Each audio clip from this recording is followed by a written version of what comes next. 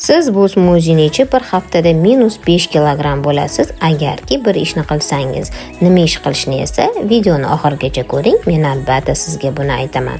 Demak, mana shu smuzi sizni qorin va bel atrofidagi yog'laringizni juda ham zo'r eritishda yordam beradi. Qondagi xolesterin ham juda yaxshi tozalanadi. To'qlik hissi ham uzoq vaqtgacha davom etadi. Albatta bu smuzini tayyorlab iching. Bir haftada siz juda ham yaxshi ozib olasiz. Agarki siz bu smuzini kechki taom o'rnida bir hafta davomida ichsangiz, juda ham zo'r natijaga erishasiz. Videoim sizga yoqqan bo'lsa, like bossangiz juda ham xursand bo'laman. To'liq retseptni esa izohda yozib qoldirdim.